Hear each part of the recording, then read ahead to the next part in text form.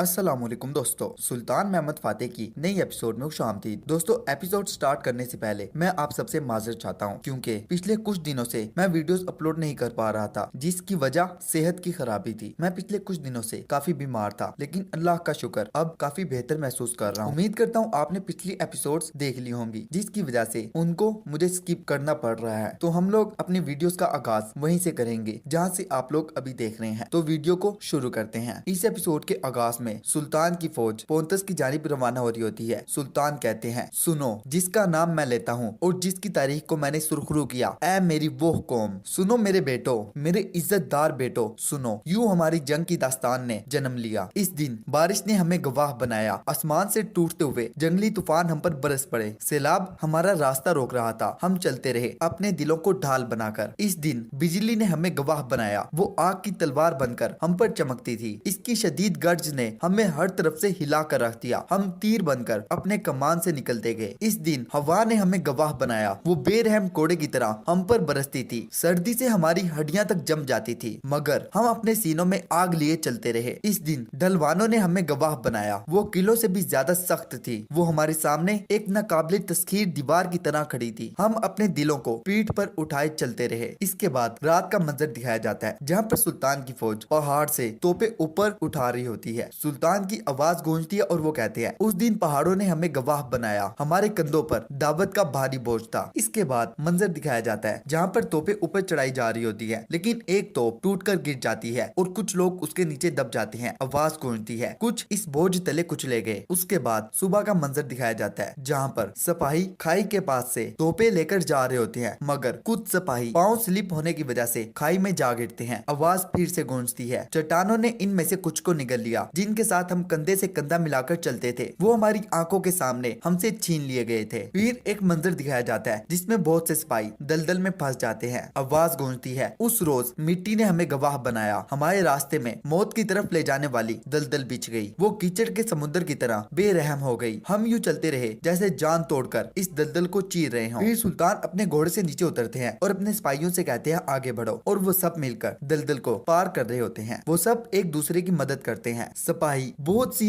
मुश्किलों का सामना करते हुए तोपों को आगे लेकर बढ़ रहे होते हैं। मंजर फिर से चेंज होता है। सुल्तान बिला आखिर अपने सिपाहियों के साथ आगे बढ़ते हैं। आवाज गूंजती है, हमने अपने दुख पहाड़ों के दिलों में दफन किए और यूं चलते रहे जैसे मौत की जानिब बढ़ रहे हों। कदरगाह सताह मुर्तफा ने हमें गवाह बनाया। इसने देखा कि हमने सख्त राहों, अजियतों और बेशुमार आजमाइशों को कैसे मात दी। ढलवान पहाड़ों पर कठिन रास्तों में बारिश और आंधियों के बीच हम अपनी आवाजें छोड़ आए। फिर सुल्तान अपने सिपाहियों के साथ बाली बे के लश्कर के पास पहुंच जाते हैं। सुल्तान अली बे के पास आते हैं, सर हिलाते हैं। आवाज गूंजती है, उस दिन हमें अफक पर अपना सुर्ख सेब दिखाई दिया। हम इसके रास्ते पर चल पड़े हैं और कल के लिए जो इमानत है इसे छोड़ आए हैं, ताकि हमारी आने वाली औलाद का रास्ता रोशन हो जाए। यही हमारा मकसद है। इसके बाद मंजर चेंज होता है। पहाड़ों के दरमियान पैतरी और द्रविन खड़े होते हैं। पैतरी कहते हैं, गेली वारा की वादी, उकाबों का घर, जहाँ शेर बसेरा करते हैं। दो पहाड़ों के दरमियान मौत का पंजा, जहाँ मालिक खुद शिकारी है और इनका शिकार होता है जो जहन्नुम में आते हैं। फिर वो आगे बढ़ते हैं। पैतरी कहते हैं, लेकिन महमद की फौज बहुत बड़ी है द्रविन, क्या तुम्हें लगता है कि वो शिकार बनेगा? द्रविन कहते हैं, वो यहाँ से नहीं गुजर सकता, इसे तंग रास्ते से ही आना पड़ेगा। वो साथ खड़े होंगे, हम दामने कोह में घात लगाकर बैठेंगे और इन्हें एक ही हमले से तबाह कर देंगे। पैतरी कहते हैं, ठीक है, फिर हमें जल्दी करना होगी क्योंकि महमद रात होने से पहले यहाँ आ जाएगा। द्रविन कहते हैं, तैयारियां शुरू करो, हमारे पास ज्यादा वक्त नहीं है, चलो शोरवीरो चलो। सिपाही कहते हैं, जैसे आपका हुक्म, और फिर वो लोग आगे बढ़ जाते हैं। द्रविन कहते हैं, महमद, मैं तुम्हारे लिए ऐसी घात तैयार करूंगा, मैं इस जगह को तुम्हारी कब्र बना दूंगा और कोर्तुज को तुम्हारे करीब दफन करूंगा। यहाँ पर एक अजीमुशान मंजर दिखाया जाता है, जहाँ पर सुल्तान अपनी फौज की नमाज में क़यादत कर रहे होते हैं। सुल्तान नमाज को मुकम्मल करते हैं, दुआ के लिए हाथ उठाते हैं। ड्रैकोला दूर बैठा ये सारा मंजर देख रहा होता है। सब लोग नमाज को मुकम्मल करते हैं। पाशा आगे बढ़ते हैं और कहते हैं, अल्लाह कबूल फरमाए मेरे सुल्तान। सुल्तान कहते हैं, आमीन। पाशा कहते हैं, सतह मुर्तफा के बाद एक कठिन रास्ता हमारा इंतजार कर रहा है। सुल्तान कहते हैं, आप कह रहे हैं कि जो चीज हमारा इंतजार कर रही है वो इससे ज्यादा सख्त है जो हम पीछे छोड़ आए हैं। पाशा कहते हैं, हमने अब तक फितरत से निपटा है, यहाँ से आगे हमारे दुश्मनों ने हमारे लिए फंदे तैयार किए होंगे मेरे सुल्तान। सुल्तान कहते हैं, फिक्र न करो पाशा, अल्लाह सबसे बड़ा है। फिर वो लोग आगे बढ़ जाते हैं। यहाँ पर आवाज गूंजती है, दस्तूर, शहजादे मुस्तफा हजरत लड़े। शहजादे अपने घोड़े पर सवार आगे बढ़ते हैं। वो इशारा करते हैं तो सिपाही अपना सर बुलंद कर लेते हैं। किले का कमांडर कहता है, किला एबेल्दे में खुशामदीद, आपने हमें शर्फ बख्शा मेरे शहजादे। मुस्तफा कहते हैं शुक्रिया। यहाँ पर बायजीद रस्सी को थामे हुए आगे बढ़ रहा होता है। वो किले की दीवारों पर चढ़ता है, वो चुपते हुए आगे बढ़ता है और यनीचरी सिपाहियों को बेहोश कर देता है। यहाँ पर मुस्तफा कमांडर के पास आता है। कमांडर कहते हैं हम आपके भाई शहजादे बायजीद को भी देखने के मुंतजिर थे, क्या आप वो जियारत नहीं करेंगे? मुस्तफा कहते हैं मेरा भाई तो यहाँ आ जाएगा, लेकिन नहीं मालूम कि आग कोई न लो ओगलू फौज भी यहाँ से गुजरेगी। कमांडर कहता है वो गुजर सकते हैं मेरे शहजादे, क्या हमसे कोई गलती हुई? शहजादे कहते हैं वहाँ देखो। कमांडर पीछे मुड़ता है तो किले की दीवारों पर यनीचरी सिपाही लटके हुए होते हैं और ऊपर शहजादा बायजीद होता है। मुस्तफा कहते हैं मेरा भाई बायजीद वहाँ है। बायजीद आगे बढ़ता है, सब लोग उसको देखते हैं। कमांडर कहते हैं मेरे शहजादे